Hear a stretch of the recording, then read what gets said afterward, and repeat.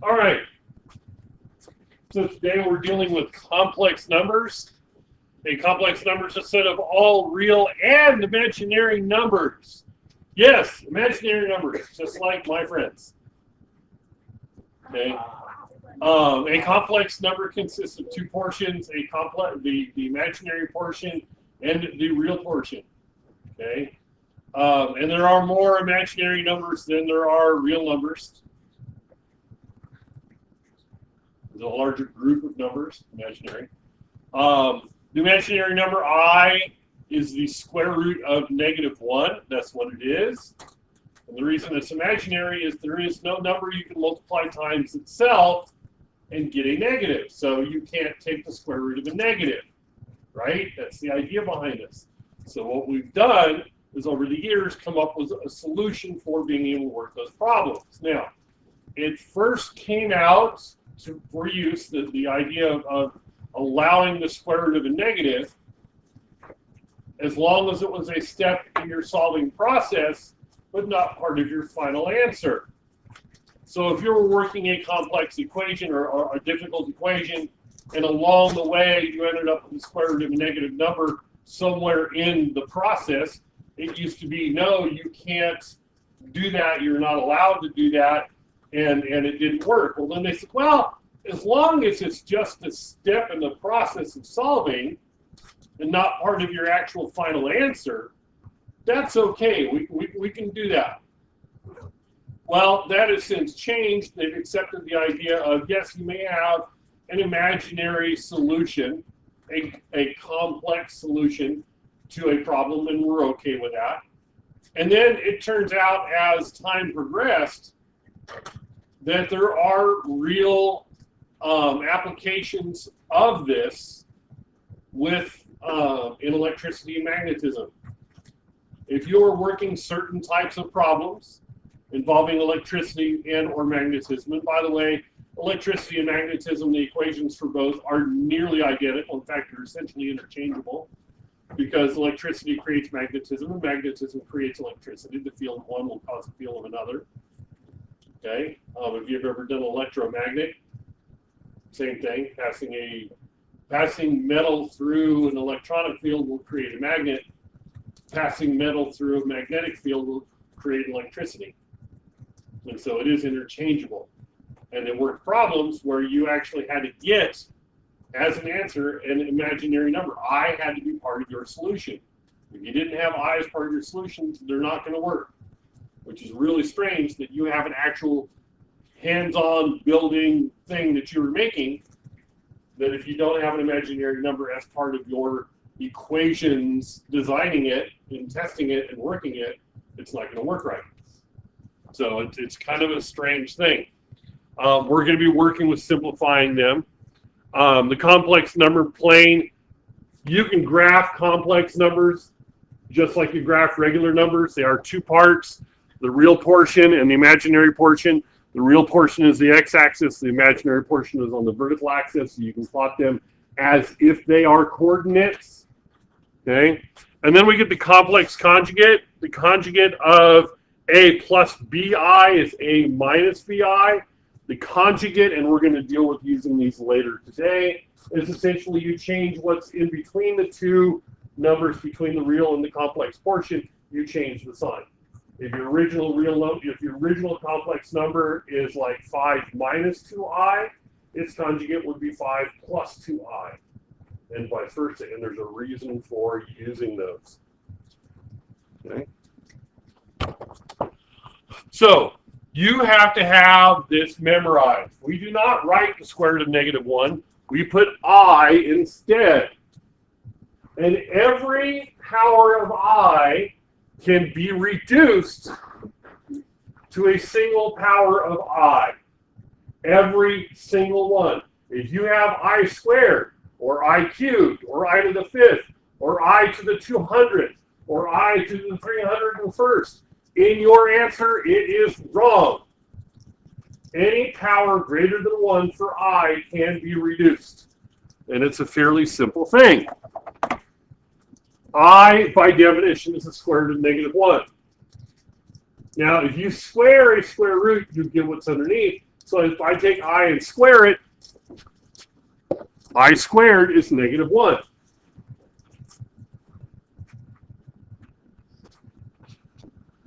If I have I cubed, well, that's I squared times I, right? Because if I multiply two numbers, what do? I add the exponents. Well, I can also take an exponent and split it up as well.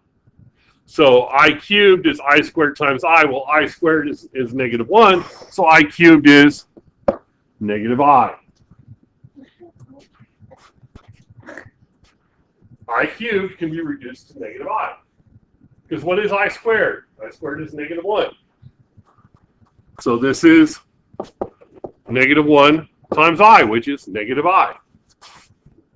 I to the fourth. Anything to the fourth power is anything to the square power squared. If I take negative 1 and square it, what do I get? I get 1. Any power higher than 4 can be reduced down to one of those four things. Any power of I. Any power of I is either going to be 1, negative 1, negative I, or positive 1. Every power will be reduced to that. Okay? So for like example, I to the fifth.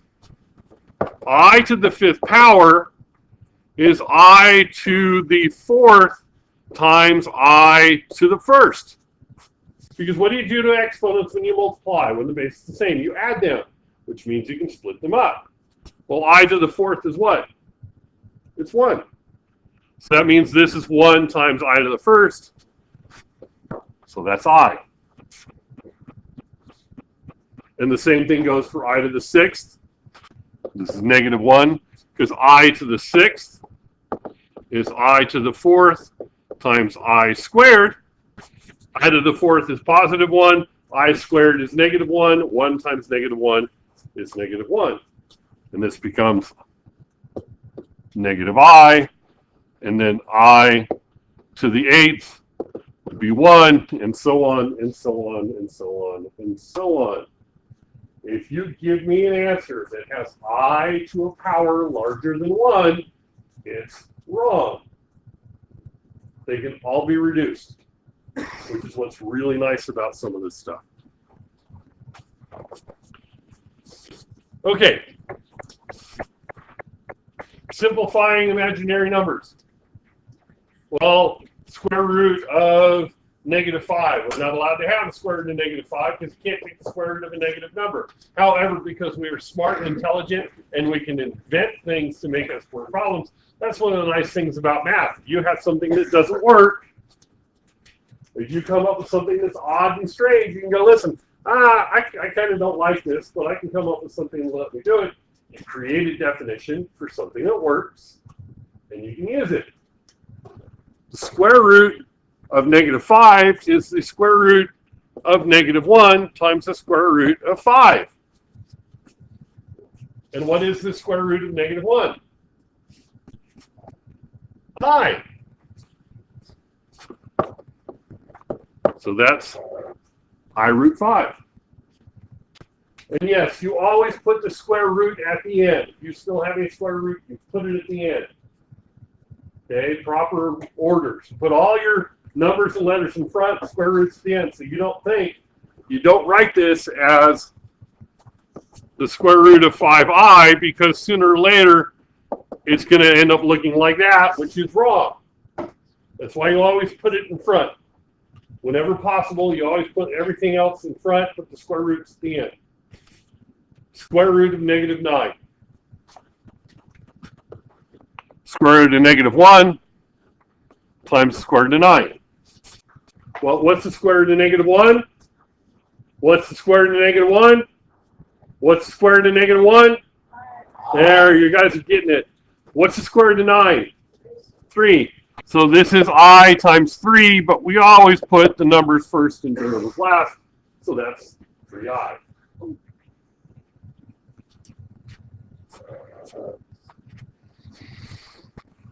Okay. Now comes the fun one.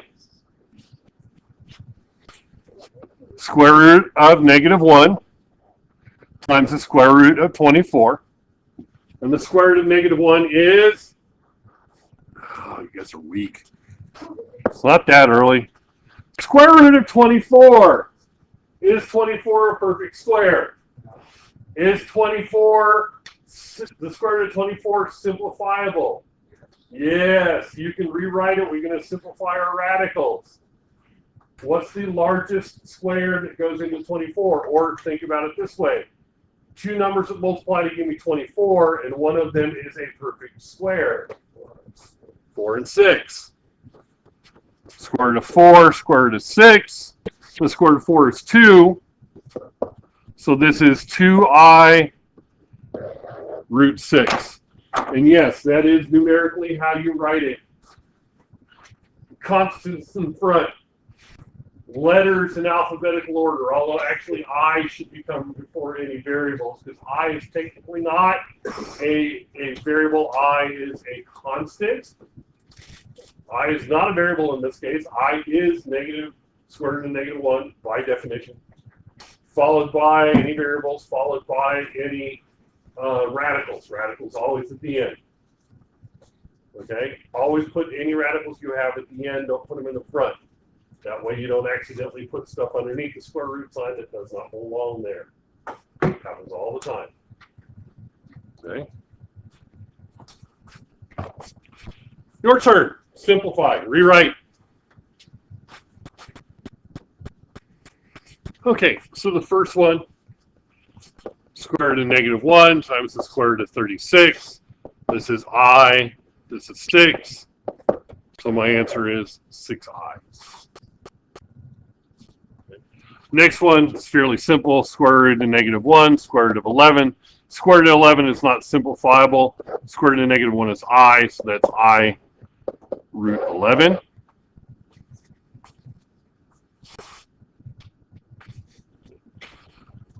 Last one here. Square root of -1, square root of 50. So that's I. 50 is the square root of 25 times the square root of 2. 2 times 25 is 50. Square root of 25 is 5. This is 5. So I get 5i root 2. Question?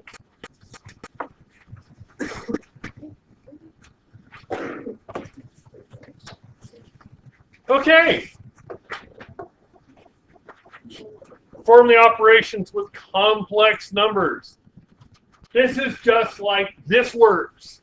Multiplying and dividing, adding, subtracting, I is the same as if it were variables.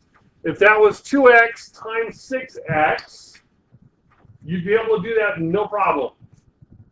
That would be 12x squared. If it was 2x and 6x, you would just multiply them the same way. Just because it's I doesn't mean the rules change for your multiplication and division and all that stuff. So 2i times 6i gives me 12i squared.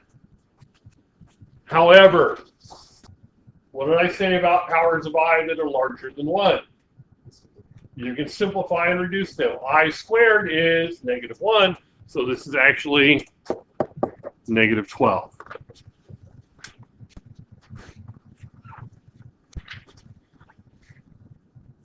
Okay. I do the same thing on the next one. I multiply it out. Then I simplify any powers of I. So I have a negative and a negative, which will make it positive. 3 times 4, so I get 12. I to the 1, 2, 3, 4, 5 power. I to the 5th.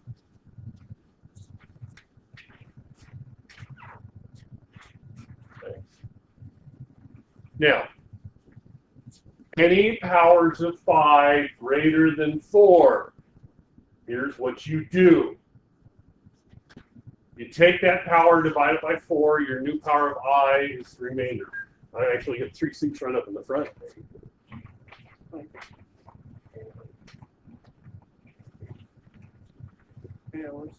How's it going? Good over here. Oh, I'm doing better than you're about to do. Probably. I'm not taking the front. Yeah, right.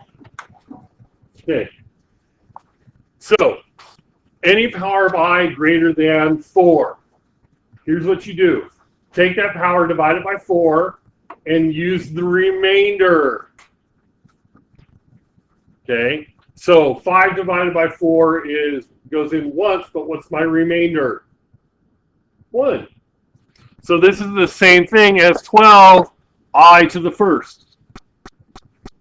My new remainder. If it's a power greater than 4, just divide that power by 4. Your new power of I is the remainder. And you'll get a remainder of 3, 2, or 1. And if your remainder is 3, 2, or 1, you just change the power of 3 or 2 or 1 into a single power of I. Works every time. This is easy. Combining up like terms. 2 plus 3, that's 5. 5I minus 6I, that's negative 1I. If those were x's instead of i's, what would you do? You do the same thing. The only difference is if you get powers greater than 1, you can reduce the I. Where power is greater than 1 on an x, you can't reduce. This next one's the same thing, the only difference I would do was I would change my addition to my subtraction to addition, and then combine up like terms. 7 plus negative 4 is 3. Negative 1I, positive 9I, gives me 8I. I feel like a pirate. I. Okay. Next one, FOIL. FOIL it out. 2 times 3 is 6. 2 times I, 2I. Negative 4I times 3, negative 12I. Negative 4I times I, negative 4I squared.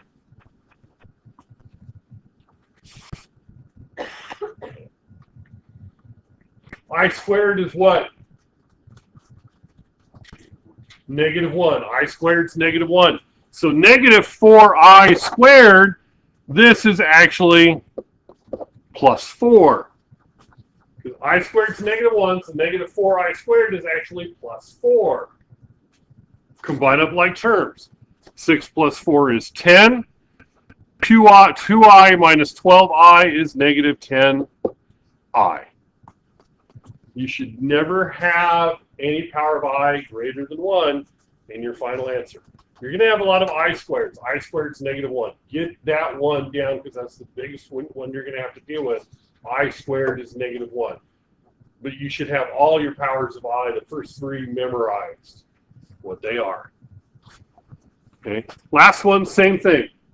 Now, I could either multiply it through by 2 on one of them and then FOIL, or FOIL and then take my answer and double it. Either way, it doesn't really matter. I'm going to go ahead and actually FOIL first and then double my final answer after I simplify that. Okay, 3 times 2 gives me 6. 3 times 5I, 15I. Negative 2I plus 5I. Or sorry, negative 2I. My bad, hang on. Negative 2I times 2 is negative 4I. Negative 2I times 5I is negative 10I squared. But I squared is what? Negative 1. So negative 10I squared actually becomes plus 10. 6 plus 10 is 16. 15I minus 4I is 11I.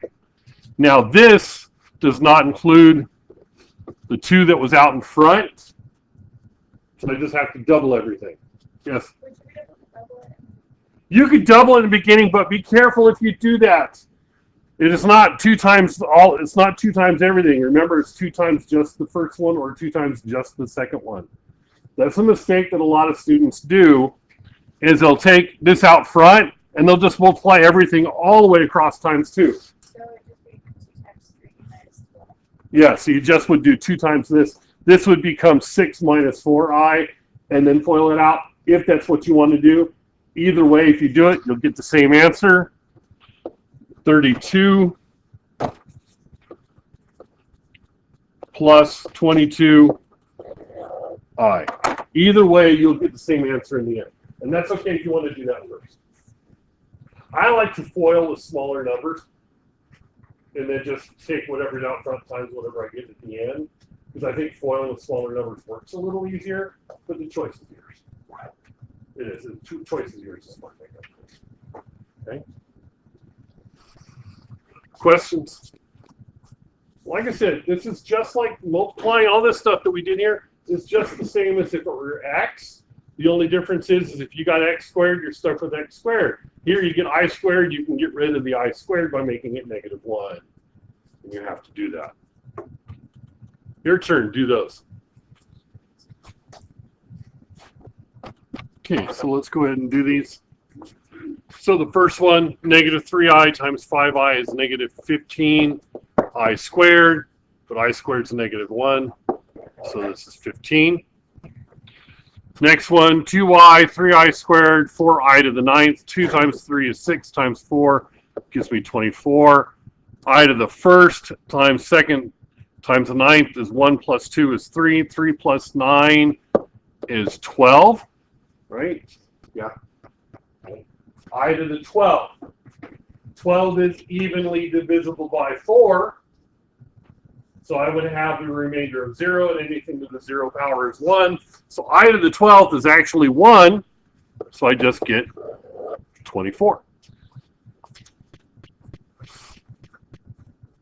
Next one, just add the like terms. 2 plus 4 is 6. -7 plus 3, -4i. 4i, I only need one dot for the I. -4i. This one, I changed my subtraction to addition. Makes it a little easier to combine up like terms. 1 plus 8 is 9. 6 plus -9 is -3i. Okay, on the next one, FOIL. 3 times 2 is 6. 3 times 5i is 15i. -4i times 2 is -8i. -4i times 5i is -20i squared. But I squared is -1, so -20i squared is actually plus 20. 6 plus 20, 26. 15 minus 8, 7i. Okay, on the next one, you can multiply by 4 first, or FOIL it, then multiply by 4. Doesn't really matter. You'll get the same answer. Like I said, I like to deal with smaller numbers when I'm FOILing. So I go ahead and FOIL it first. 2 times 1 is 2. 2 times 3i is -6i. 6i times -1 is plus 6i. And then 6i times -3i is -18i squared. -18i squared is actually plus 18. So I have 2 plus 18 gives me 20. And -6i, positive 6i, those cancel each other out. So I get 20 times the 4 I had at the beginning, which gives me 80 for my final answer. And if you multiply by 4 first, and then FOIL it all out, guess what? You still get the same thing. Okay. Any questions on that?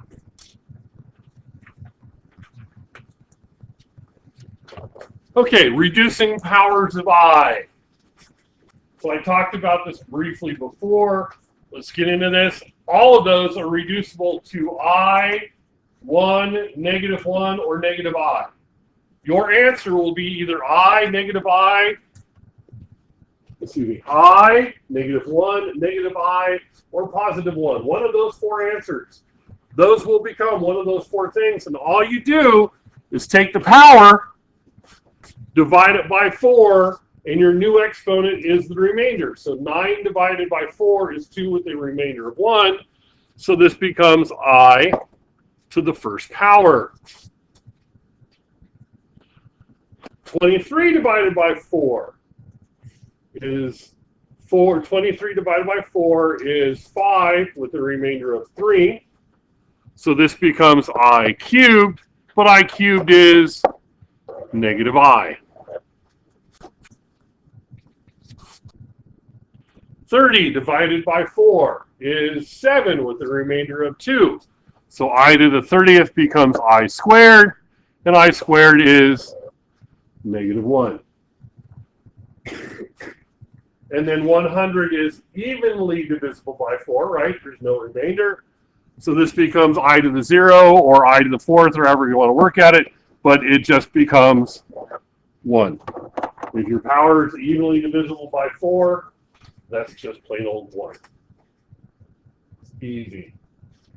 Just divide by 4, your new power is the remainder. If there is no remainder, your answer is 1. Yes. I'm more like a visual test, so is there a way to like write one of those out? Okay, so yeah, let's 23 and 30 are probably the two that are the most. So what would you do? You take 23, divide by 4, right? So 4 goes into 23, 5 times 20, 3, so what I have, this is not 0, so I get a remainder of 3. So it goes in 5 with a remainder of 3. That's what gives me my new power. Okay? And the idea is, here's the thing, with exponents, you add, when you multiply, what do? You add the exponents, right? Well, you can split them back up the same way. 9 is I to the 4th times I to the 4th times I to the 1st, because 4 plus 1 is 9. Because that's the rules of exponents, right? You add them together. Well, that rule goes in both directions. You can split the exponents up. Same way. You can rewrite 9 as any numbers that will add up to 9. You can make your exponents, any exponents that add up to 9. Same thing. 23, I could do that. Actually, let's do this. 100. If I did 100, I could do I to the 4th times I to the 4th times I to the 4th 25 times, which is 1 times 1 times 1 times 1 times 1, which would just give me 1. That's what the rule is. Okay? And the easiest way to remember that, though, is to divide it out. Your new power is the remainder after you divide by 4. So do those.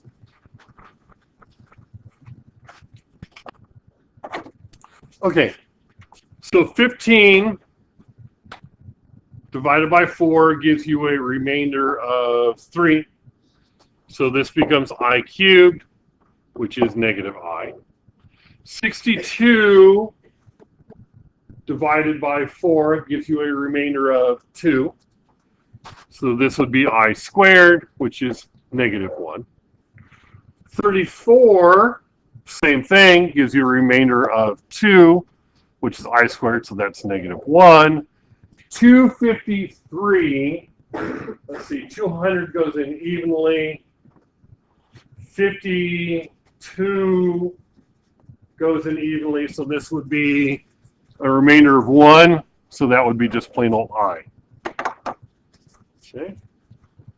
Questions? By the way, I'm going to pause here for a second. Okay, now we come to the challenging portion of our day. One of the things that we're not allowed to have is we're not allowed to have radicals in our denominators.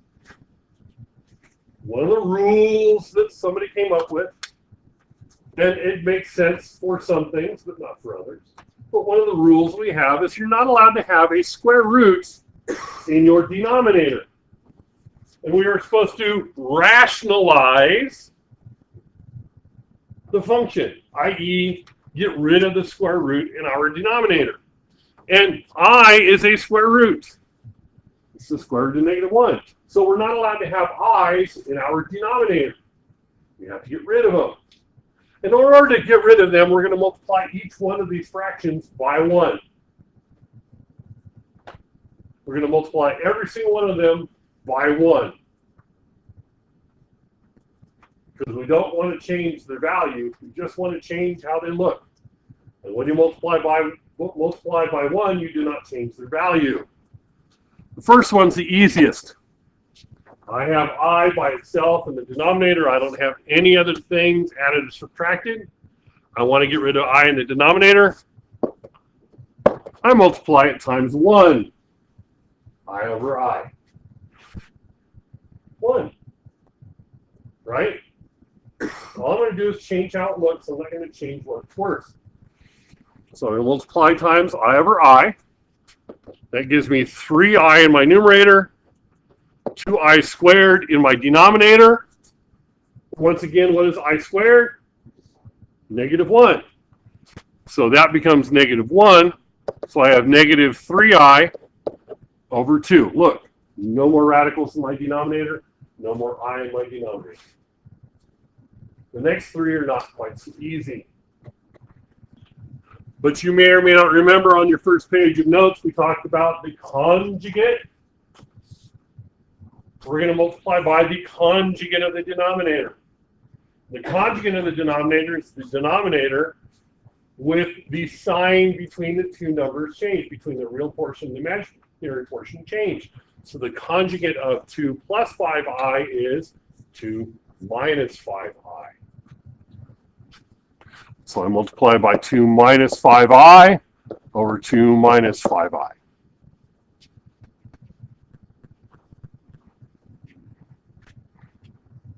Now the numerator is easy to multiply. I just do 4 across the board. So I do 4 times 2, 4 times 5i, gives me 8 minus 20i. That's my new numerator. My denominator is not that hard either. Now, if you want to, you can FOIL it out, but I'm going to tell you right now, your middle terms drop out. This is a sum and difference. And when you multiply two things that are exactly the same, except for plus and minus in between, it's really easy. You square the first term minus the square of the second term. Square of the first minus square of the second. But what's I squared again? Negative 1. So minus 25i squared is actually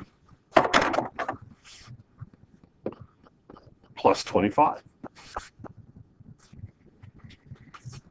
So I have 8 minus 20i, 4 plus 25 over 29. No more I in the denominator, no more radical in the denominator. That's our goal.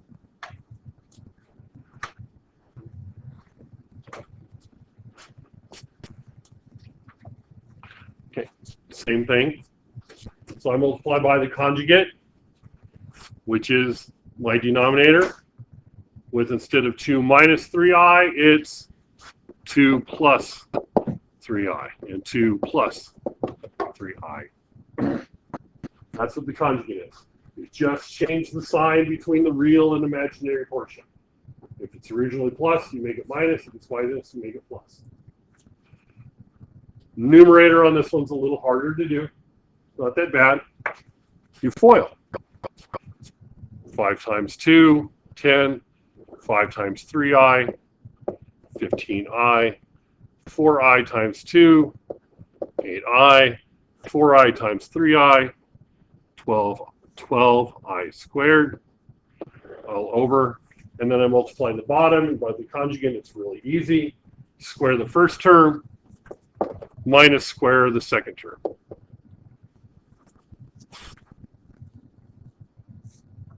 Multiply it out, FOIL it out. Do that first. Don't simplify anything until you've actually multiplied it out first. And then from here, get rid of your I squareds. In the numerator, I have plus 12i squared. I squared is negative 1, so this is actually minus 12. In my denominator, I have minus 9i squared.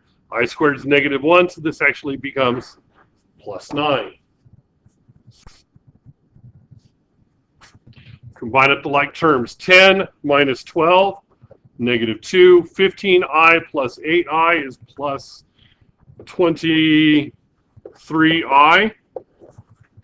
4 plus 9, 13.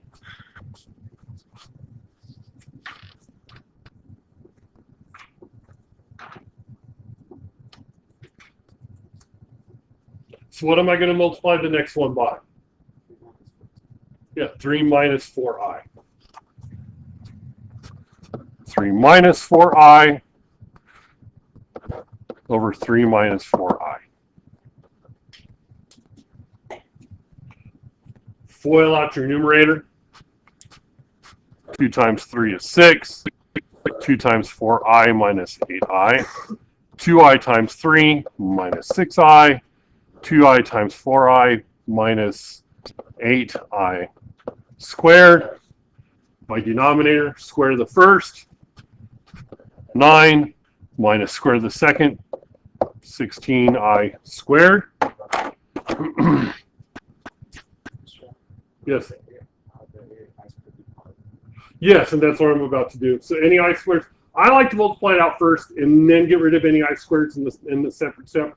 I don't like to combine the two steps together. Does that make sense? So you're right. You're saying it should be plus here. My bad. You're saying that should be plus. Thank you. So now get rid of the I squared. This becomes minus 8. Get rid of the I squared. That becomes plus 16. That's what you meant with it. Okay. Combine them up. 6 minus 8, negative 2. Negative 8, negative 6, negative 14i. 9 plus 16 is 25. Okay? Not horribly difficult. Like I said, you're multiplying. It's just like multiplying x. Same rules for multiplying I that it is if it were an x instead. The only difference is if you have x squared, you're stuck with x squared. Here we get I squared, we can get rid of it. Your turn, do those. Okay, so let's go ahead and do these. First one, multiply by I over I, and you get 5i over 3i squared. I squared is negative 1, so this becomes negative 5i over 3. Same thing on the next one, I over I. You get negative 6i over 7i squared. I squared becomes negative 1, so you get 6i over 7. Next one, multiply by the conjugate, so that would be 4 plus 3i, 4 plus 3i. Your numerator, distribute the 2, you get 8 plus 6i, I over square the first, 16, minus square the second, 9i squared. I squared is negative 1, so this becomes 16 plus 9i. So you get 8 plus 6i over 25. Yes? Okay. Any questions on the first ones? Okay. So on the ones below, this first one here, your conjugate is negative 1 plus 2i, negative 1 plus 2i. You only change the sign between them. If you have a negative in front, doesn't matter. It stays negative. If you don't do that, it won't work. It only changes what's between them. Distribute the 8, negative 8 plus 16i. Square the denominators. Negative 1 squared is 1. 2i squared is 4i squared. That becomes plus 4. So I get negative 8 plus 16i over 5. Next one, my conjugate is 6 minus 2i.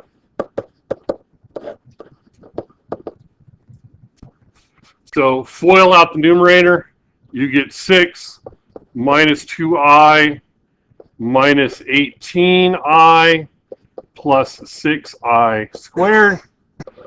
In the denominator, you get 36 minus 4i squared. Okay. The plus 6i squared becomes minus 6. The 4i squared becomes plus 4. So you have 6 and minus 6. They cancel each other out. Negative 2i plus 18i is negative 20i. And your denominator, 36 plus 4 is 40. And this is reducible.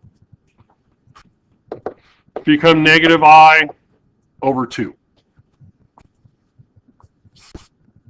It is reducible.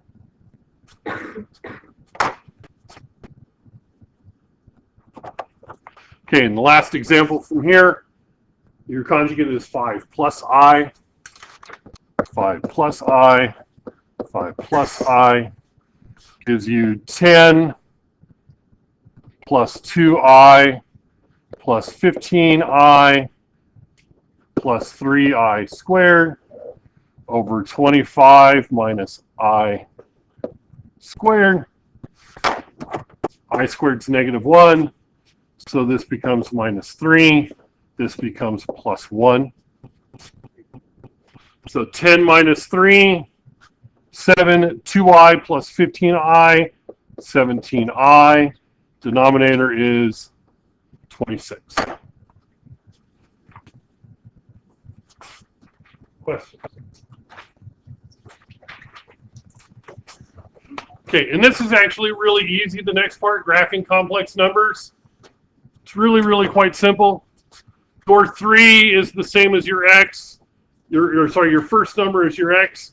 Your second number is your y. This plots, the 3 plus 4i plots just like 3 comma 4.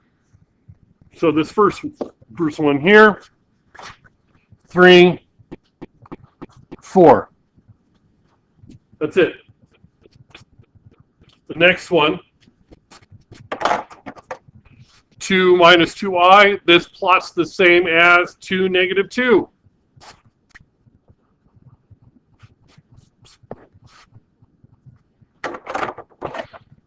Next one down, negative 4 minus 5i plots as negative 4, negative 5. Negative 4, negative 5. Okay. Last one, negative 3 minus I. This plots the same as negative 3, negative 1. Negative 3, negative 1. Plotting complex numbers on the complex number plane, it's real easy. X, Y. Same thing.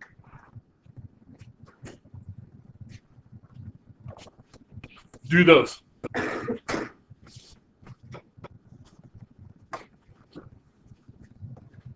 Shouldn't take you very long to do this one. So this one here plots as 2, negative 5, 2, negative 5. This one plots as negative 1, negative 3, negative 1, negative 3. This one plots as negative 4, positive 1, negative 4, positive 1. This one plots as 2, 4, over 2 up 4. And then this last one here, what's my real portion? 0. So this plots as 0, 5. Right up there. Okay, because it's a plus bi, my real portion is 0.